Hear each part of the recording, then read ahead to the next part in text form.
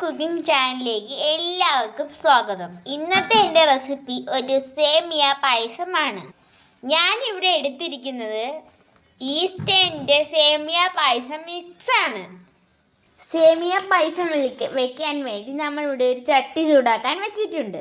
ചൂടായി വന്ന ചട്ടിയിലേക്ക് നമ്മൾക്ക് കുറച്ച് നെയ്യ് ഒഴിച്ച് കൊടുക്കാം. അതിലേക്ക് ഈസ്റ്റേണിൻ്റെ സേമിയ പായസം മിക്സ് എടുത്തൊന്ന് വഴറ്റിയെടുക്കാം.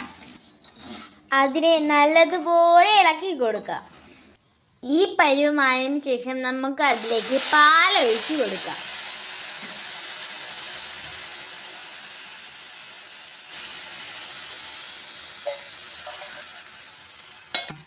പൊന്നൂസ് കുക്കിംഗ് ചാനലിൻ്റെ കൂടുതൽ റെസിപ്പികളായി എൻ്റെ ചാനൽ ലൈക്കും ഷെയറും കമൻറ്റും സബ്സ്ക്രൈബും ചെയ്യാൻ മറക്കല്ലേ.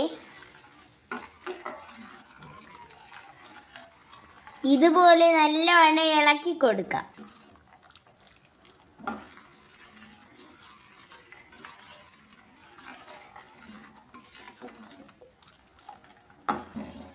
സേമിയ പായസത്തിൽ ചേർക്കാനായി 2-3 ഏലക്ക ഒന്ന് ചതച്ചു കൊണ്ടുവരാം. ഏലക്ക ചതയ്ക്കുമ്പോൾ അതിൻ്റെ കൂടെ കുറച്ച് പഞ്ചസാര കൂടി ഇട്ട് ചതച്ചാൽ നല്ല രുചി കിട്ടും. പിന്നെ നല്ലതുപോലെ പൊടിഞ്ഞും വരും. ഏലക്കയും പഞ്ചസാരയും പൊടിച്ച് നമ്മൾക്ക് ഇതിലേക്ക് ചേർത്ത് കൊടുക്കാം. പായസം ഈ രീതിയിൽ കുറുകി വരുമ്പോൾ നമ്മൾക്ക് കുറച്ചുകൂടി പാലൊഴിച്ച് കൊടുക്കാം.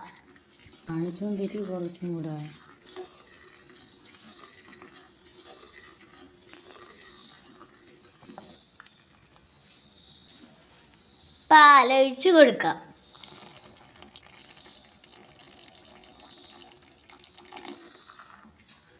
നമ്മുടെ സേമിയ പായസം ഈ പരുവത്തിലായിട്ടുണ്ട്.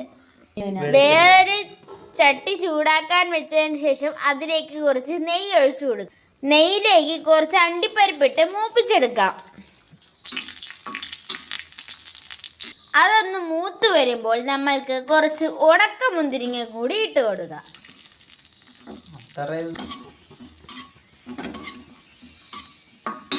വറുത്ത് വെച്ച അണ്ടിപ്പരിപ്പും ഉണക്കമുന്തിരിങ്ങയും സേമിയ പായസത്തിലേക്ക് ഇട്ട് കൊടുക്കാം.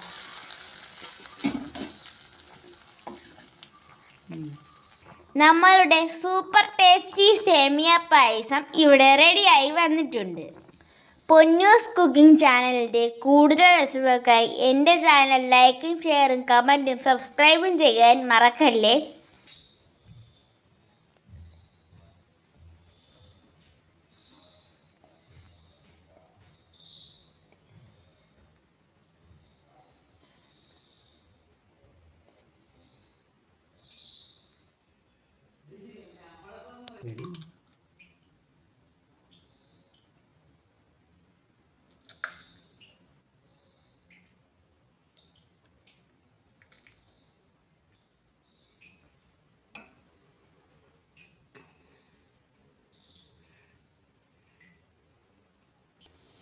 ഈസ്റ്റേൺ സേമിയ പായസം ഇവിടെ റെഡി ആയിട്ടുണ്ട്.